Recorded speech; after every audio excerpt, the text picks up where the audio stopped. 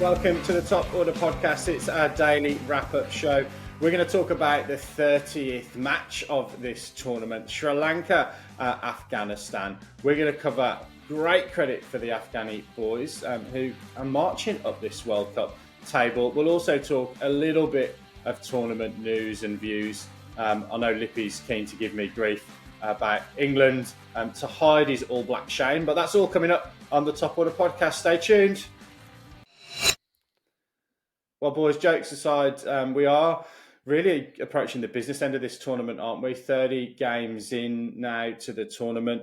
If we look at the table, plenty of talking points I'm sure we'll cover throughout the course of the pod and pods over the next couple of days, as well as we get further into the tournament and particularly those, that fourth place sort of works itself out. But first and foremost, Lippy, you want to give some credit, I think, to the Afghani boys.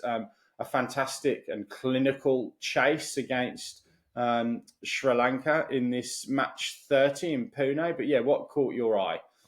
Oh, I mean, it's mainly just general terms that I want to give credit to Afghanistan. I mean, I think for putting themselves in this position where we're, as you said, we're talking about them now as a side that has got semi-final chances. And, I think in our preview of the tournament, we said that they would have semi-final hopes. But, maybe it's on us, but we only gave them 5 minutes of coverage in that preview.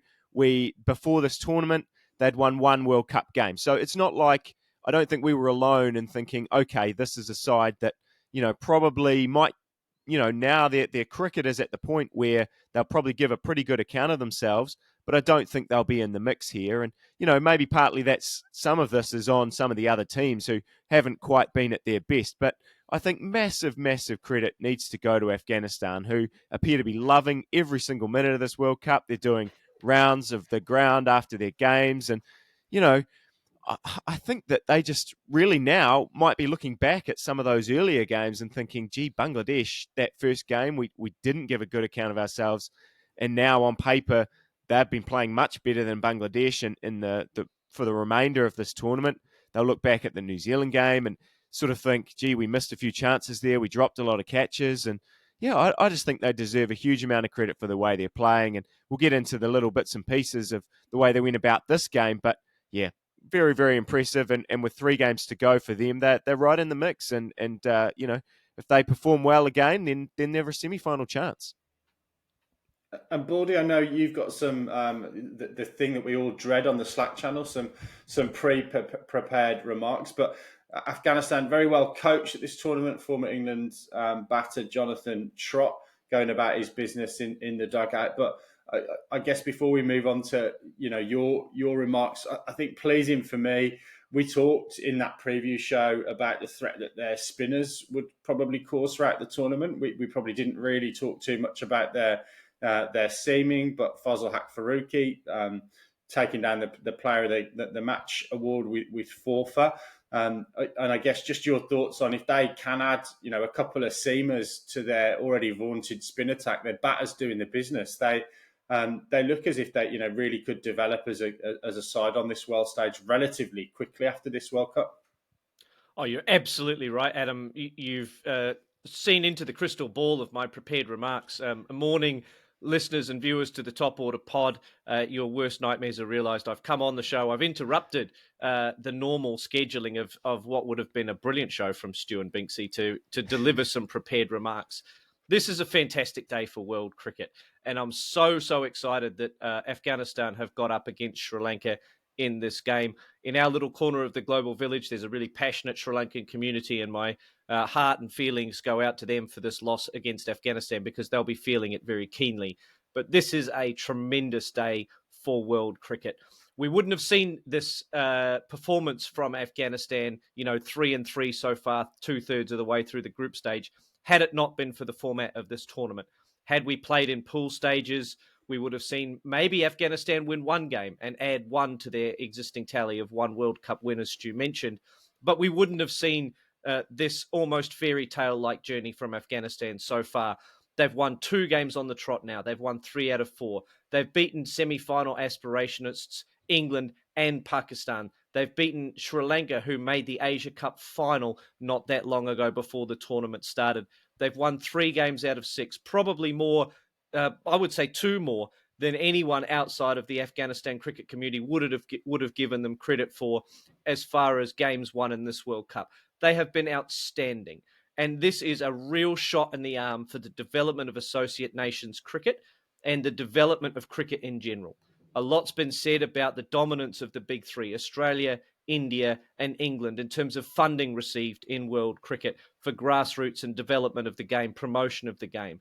This shows to me that while we have gripes, while we have criticisms of the way that cricket is funded, the performance of Afghanistan in this World Cup, the performance of the Netherlands in this World Cup has been absolutely tremendous and is a massive credit to them in the development of their cricket programs. You mentioned Jonathan Trott, Adam. Fantastic to see Afghanistan get quality coaching in an environment that's probably very challenging. There are lots of obstacles to overcome for Afghanis to even get into play cricket.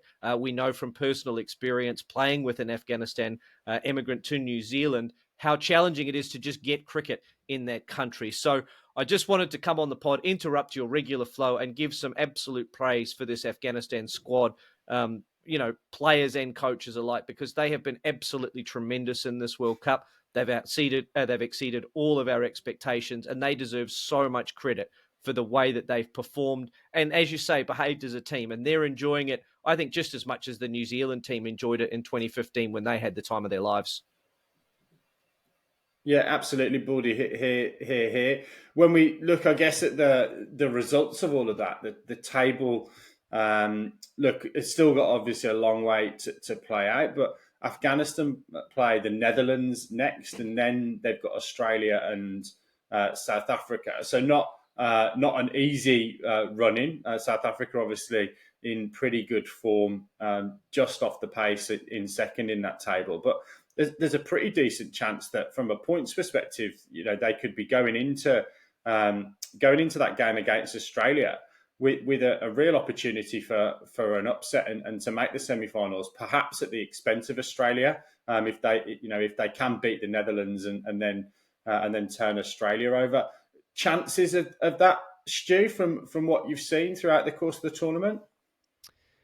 Look, I don't think you can write anything off, and that's the thing. I mean, if we sort of look at the way this game went, I mean, if Afghanistan win the toss, bowl first, you sort of think, okay, we've been saying it all tournament, why are these teams bowling first when they rock up to these pitches and they look really flat? But they started well, and the whole way through they sort of, if you kind of look at that game, if you can kind of compare the two innings, they were very similar in the way that they at least kind of got to about the 25 over mark. Afghanistan made it tough for Sri Lanka the whole way through to sort of get away. And so they take an early wicket, but then Nissanka and Kusal Mendes build a partnership. The bowling is tight. They get a wicket, 84 for 2. Another partnership develops. And then it starts to all go really, really right for Afghanistan. Mujib gets a wicket, and then another one after the next over. Great wrong into Samara Wickrama, and suddenly it's 139 for 4, and Rashid takes over his brilliant wrong in to go through the gate onto Silva. And yeah, look, they just kept taking wickets the whole way through, and I think that's what we've been talking about with this Afghanistan side as we've been going on.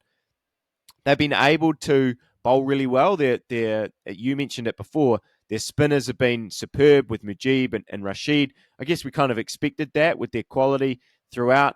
They brought in Noor Ahmad in the last game, bowled very, very well.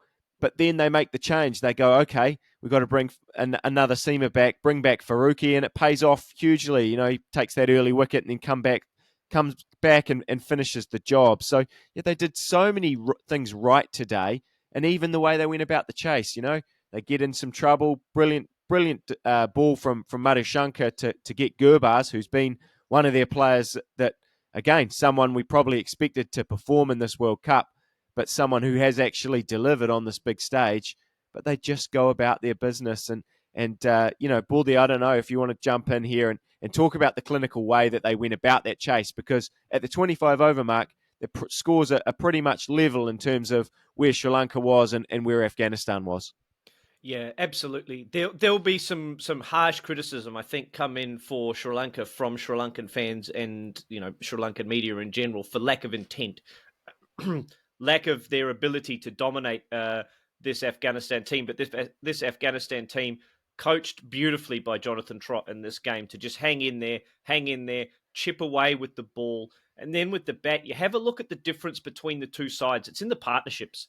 It's in the 78. Yes, okay, they were one for none when Madhushankar goes through Gurbat's. He's their talisman at the top, but they built partnerships around Rahmat Shah, Hashmatullah, and Azmatullah Omarzai. Sorry, I've mispronounced that name terribly. But those guys, partnership 70, 60, 110, 111 to get them home, that's a middle order that is well coached, is very disciplined and professional in the way that they go about their cricket. And I've just been so impressed by the way that they've gone about that. And, they've got tremendous value out of their middle order in this game, which was something we talked about in the preview as being a question mark for us in terms of how much are they going to get. So, up against a reasonable bowling side. Thikshana's there. Angelo Matthews came in for some praise against England. Madhushankar's been a star. That middle order really, really turned the strike over, did a very, very good job of sticking to the plan. And look, you just can't praise them enough at this point because they were just a really professional outfit. I will jump in to say in Sri Lanka's defence, I guess, that they've had a rough time of it in this World Cup and before this World Cup in terms of injuries. Kumara's out in this game, obviously bowled really well against England, and he misses out. He's out of the tournament. Before the tournament, even, and as the tournament's been going, they just keep picking up injuries. Hasaranga, we talked about before the tournament. They've had a pretty rough go of it. I know they'll be disappointed probably. Their tournament, I think, we keep saying their tournament is probably over, and then someone wins or someone else loses, and nobody is officially out yet. But I think Sri Lanka probably their race is run in this tournament, and so they'll be very upset that they didn't push harder for a semi-final spot, I think. But I think they've had a tough time of it in terms of getting their best 11 on the field, and there's it's a rough opportunity when you come to a World Cup and they come around every 4 years and you can't get your best players on the field.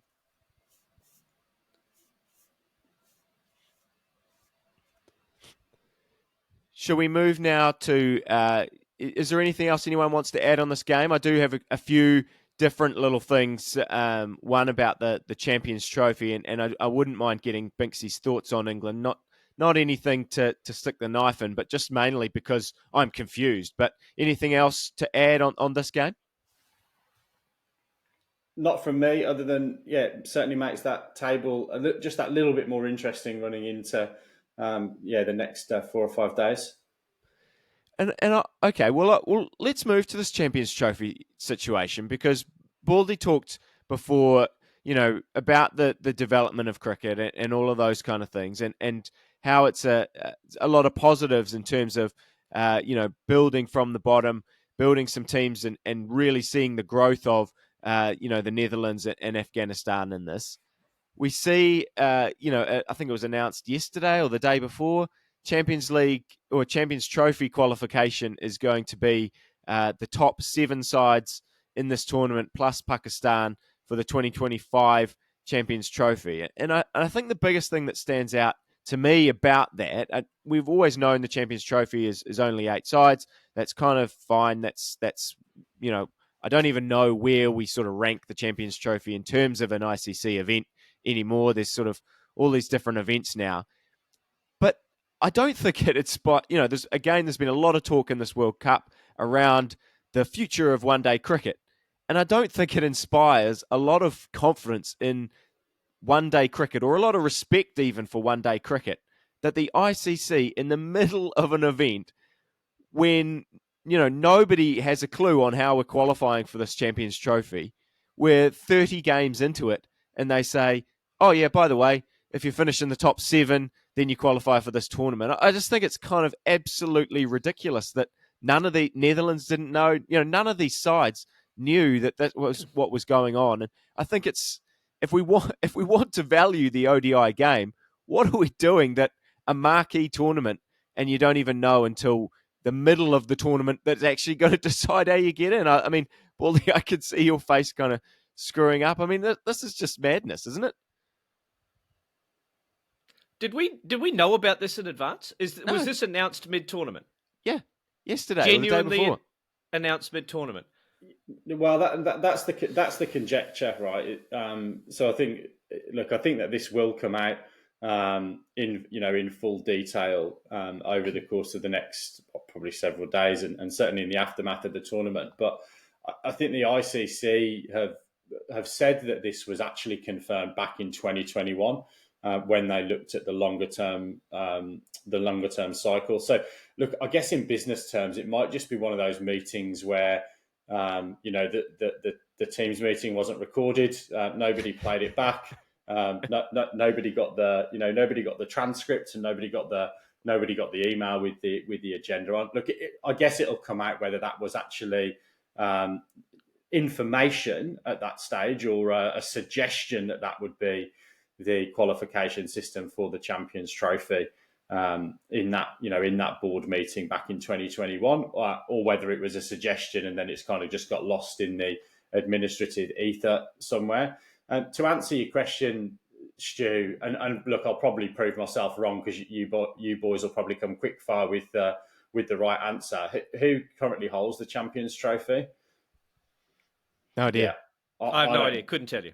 Yeah, so I'm glad that's worked. It's one of the few ad hoc ad lib things I've ever done that's worked. I don't know either.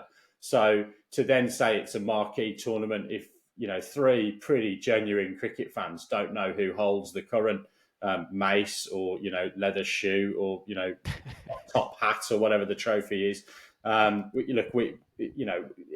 can't then be described as a marquee tournament. And look, I've got to admit, I wonder whether there's some teams that, yes, of course, their competitive juices would start to flow as they take part in that tournament. But the way the schedule looks at the moment, with an ICC event every 12 months in the men's game, I just wonder whether some teams might actually be silently going, yeah, we could miss that and not really care too much about it. But there you go. That's my 2 cents. I think it's totally valid, and I mean, it probably segues caring about these events probably segues nicely to England, because actually they're a chance now to actually going to have to turn things around if they want to qualify for that tournament. And look, I said that I wanted to talk to you about England mainly just because Baldy and Raj were on the pod yesterday, kind of breaking down that game, and certainly it wasn't to stick the knife in. It's almost more for me trying to figure out how I got this so wrong, because when I looked at this tournament, I could not see a scenario where England did not qualify for these semis. I know when we talked about we did our preview, and I was sitting there going, this England side, they're just packed full of different options all up and down the lineup. We saw them perform we've seen them perform in white ball cricket for a very long time, and we saw they won the T20 World Cup. Obviously, it's a different format, different scenarios. Everyone now is jumping out of the woodwork, kind of going, oh, yeah, we saw this coming for England, aging side and all this stuff. But I look at these teams around, in the top 4 at the moment, New Zealand, South Africa, India, Australia. They've all got core play. Their core players are all over 30. There's a little bit of youth in some of their sides, but the majority of their team is all over 30 as well. So I just don't buy aging side, England all well past their best. Can you help me in any way to try and figure out what's happened in this tournament for England? Because they've been well below their best, and at times they've looked like they just didn't want to be there, and I just don't know what's happened. No. And I honestly look. I don't think anyone can really put their finger on it. I look at some people that are eminently more qualified than I am to make those kind of calls. Owen Morgan, has suggested that there might be a little bit of an issue in the dressing room. That's been rebuffed by by the England team. And I think he's accepted that that's the truth. I think Chris Wokes was one of the guys wheeled out to do the media after the loss against India. I think if you want my view on it, we have been set up, I think, to play obviously the T20, well, 2 editions of the T20 World Cup in pretty quick succession post that 2019 victory. So I think, we've not really seen these guys, they've gone and done a few drag races that they haven't been for a 3 or 4 hour drive around the country lanes over the course of the last 4 or 5 years, really. We look at some of the series that were affected by COVID. England had to pick a completely different one-day international side for that Pakistan series, which was, a significant amount of games, 5 games over the summer last summer, not the summer just gone. So look, I think there's a number of reasons that you can point at. I think the key thing for me when I actually look at the balance of the side and I compare it with the sides that are doing well in the tournament, you've got the likes of Jasprit Bumrah, who is a 3 format player for India, opening the bowling. You've got Australia's bowling lineup, which has got Hazelwood and Cummins and Stark, who are all fixtures of their Test match bowling lineup. And then when you look at England, from 2019, they're missing Jofra Archer, who clearly hasn't got the credits in the performance bank. He's not played lots and lots of Test matches, lots and lots of one-day internationals, and lots and lots of T20s because of his injury record. But you'd say he's an absolute gun 3 format cricketer of really, really high quality. England, I think, are just missing that bowling firepower a little bit. They've got Wood, but Wood comes in and does a job in the middle overs. So I think they've been short of bowling options. When David Willey's opening the bowling, couldn't even get into the squad in 2019. That shows that strength in depth has probably just disappeared a little bit throughout the course of the last 4 years. And then the batting just hasn't really fired. And again, if you look at it from a personnel perspective, we've got a lot of bits and pieces cricketers, a lot of all-rounders, the likes of Livingston, Mo Ali, etc. In that lineup.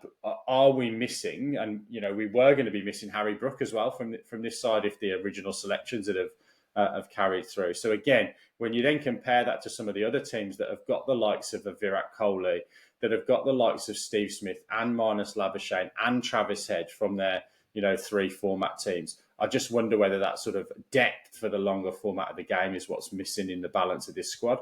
But you wouldn't have picked it looking at it on paper. You would have absolutely seen them at the races. I just think it's one of those things where expectations haven't been met, and they probably need to have a look at it and decide what they need to do, whether it is something that's fundamental within the setup of the English game with the 100 and the blast and not a lot of white ball cricket.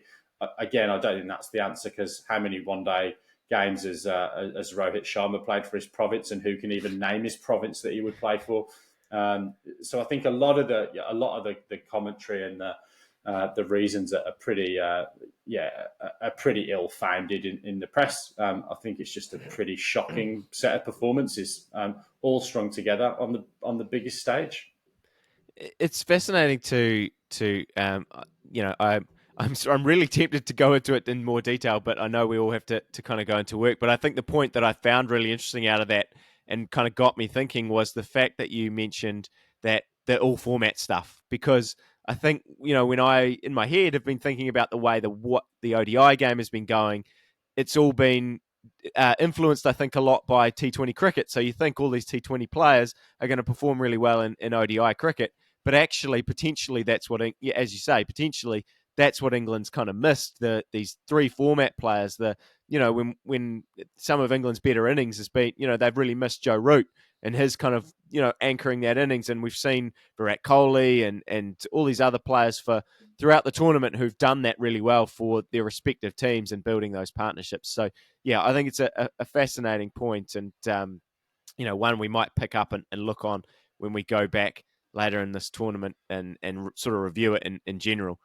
Yeah, well, you just need to look at the Test side, Lippy. I mean, and I'm not suggesting that they should have done this by any stretch of the imagination, but Ben Duckett and Zach Crawley both have a strike rate of above 90 in Test match cricket. How would they not potentially translate that into one-day international cricket as an example?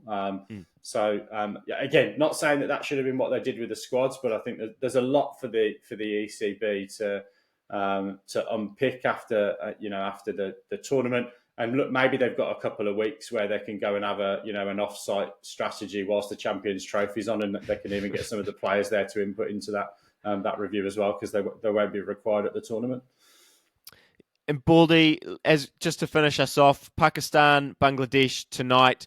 Pakistan started off, really, really well. We were talking about them in glowing terms and a big chance for the semi-finals. They've now lost 4 on the bounce. How do they turn this around? They do have Bangladesh. They then play New Zealand, I think, at the weekend, and there are still chances for them here to make the semi-finals, to put themselves in the mix here. But what has to happen here, and how can this change the tournament going forward as we look to these next couple of days? Yes, if Pakistan are going to qualify for the semi-finals, they must beat Bangladesh tonight. Both sides, to borrow a phrase from the mid-90s, riding the crest of a slump, and have lost 4 and 5 on the bounce, Pakistan and Bangladesh respectively. It's really now or never for Pakistan. They must find some consistency. They need to find some wickets without Naseem Shah. They need to be able to bowl sides out. Their whole cricket needs a lift. They need to be 10%, 15% better across the board.